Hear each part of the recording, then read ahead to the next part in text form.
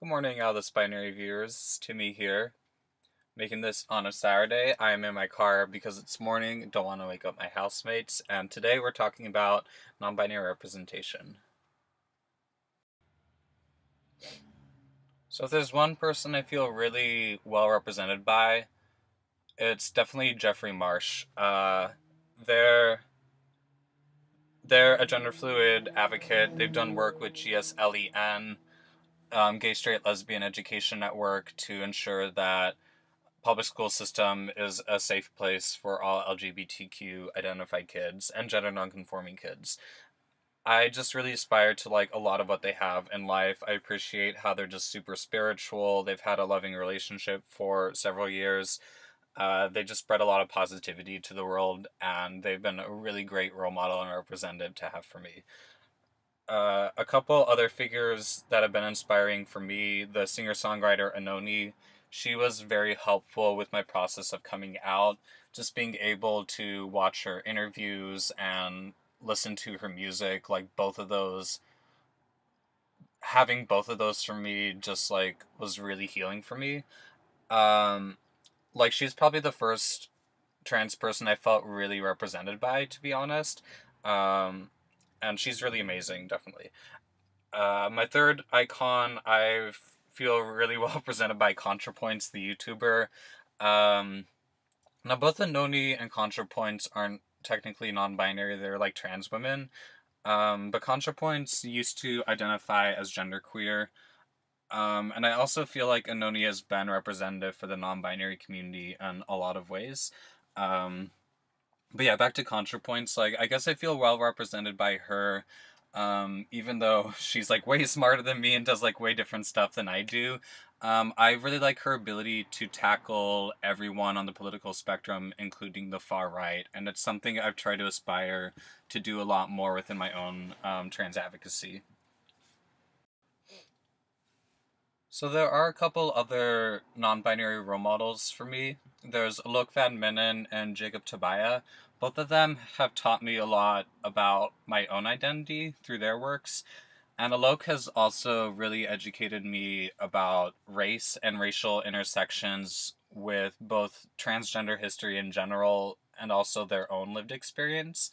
So they're definitely role models for me, but at the same time, there are points where I do not feel very well represented by them.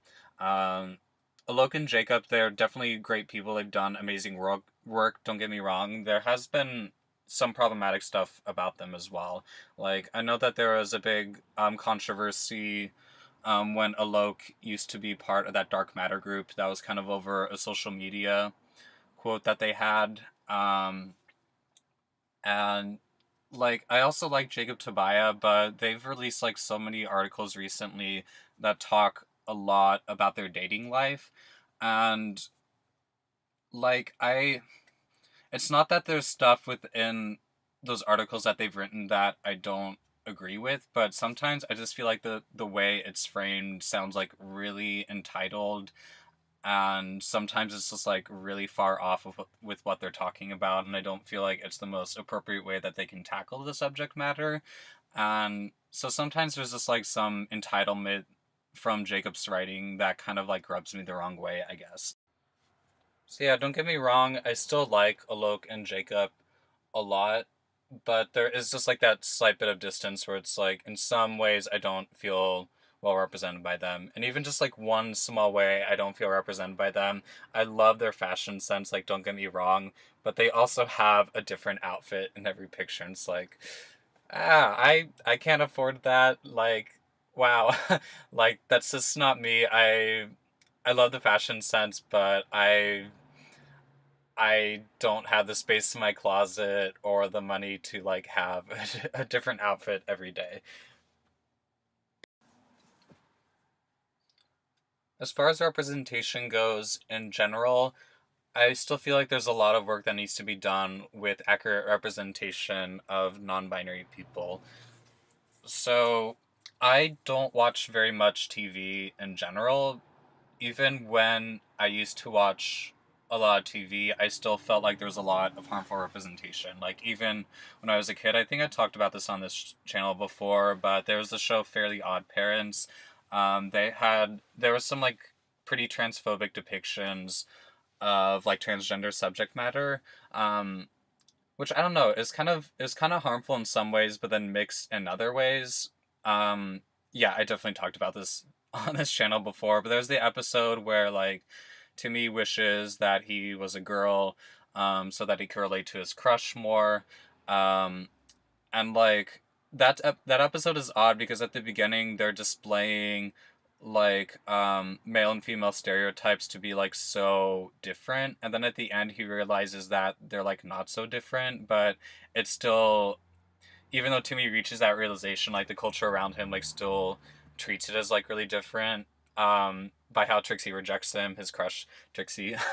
um so yeah, I talked about that on this channel before. There's also the episode where his dad, like, everyone makes fun of his dad because he wants to go into a beauty pageant and they display him as like mentally ill, but at the same time he wins it. So kind of mixed representation in that.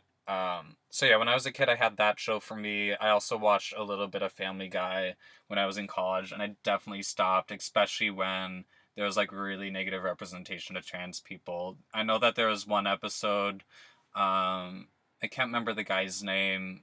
He's a really weird, perverted guy. Um, but his father transitions. She's a trans woman. And I guess there's this episode where like one of the family members like goes out on a date, and there's like a one night stand that happens, and then he finds out that she was a woman, and then there's this like extended period of time where he's just like vomiting for like a minute straight. It's like, oh come on, really? Yeah, it's just it was a really transphobic depiction of who this person was, and just like really transphobic and like showing that she was like some sort of a trap. Yeah, there's been a lot of transphobic depictions of Family Guy, and it's like a big reason I stopped watching that show. To be honest, I never thought about it like consciously, but I do wonder if the reason I don't watch much TV now is because of that lack of representation of non-binary people. Like, I don't know. It could be possible. Um, I do know that on this channel I have talked a lot about my life story, with just like a lot of representation of myself that I was looking up to like through music. And like that's been a big theme of this channel, but I've talked a lot about how I've just done very intense like social role play as some like my favorite musicians. Like when I was trying to pass more as like a cis man growing up, how how I would emulate like Frank Zappa and Captain Beefheart, like weird avant-garde 60s weirdos, and then talking about like trying to emulate to be really feminine, like Kate Bush and Bjork, super awesome avant-garde weirdos. I do know like like months before I was coming out, I was really attracted to like really androgynous like female musicians. Like I'm still a big fan of PJ Harvey, and I was so obsessed with Grace Jones at the time. Like, oh my god, her androgynous style is like really wicked cool. Um, but yeah, I've felt none of them are like non-binary, but they because of I feel like because of like a lack of representation of non-binary people within media when I was growing up, I kind of tended towards this like social role playing from these musicians that I liked. Yeah, all in all, there's more need of representation of non-binary and genderqueer people within media, but I think what's important is like there needs to be representation of them just like being themselves. Like even all the role models and representatives that I listed still do like a lot of work talking about their trans identity and trying to help people like better understand and process it, which is great. It's great, don't get me wrong, but there is that need in media of just having non-binary and genderqueer people like being themselves and not having to justify it and not being depicted as some sort of a sexual fetish or like expressing themselves in a certain way because it's a fetish. They need to be depicted as not being sexually repulsive at all. There just needs to be better representation in media in general.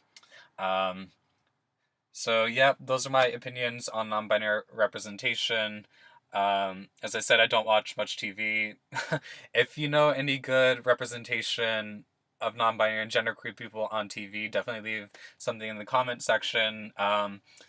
Summer's coming up. Maybe I'll buy a Netflix soon and I'll check out those shows if there's any good representation. So yeah, it's Timmie for OutOfThisBinary.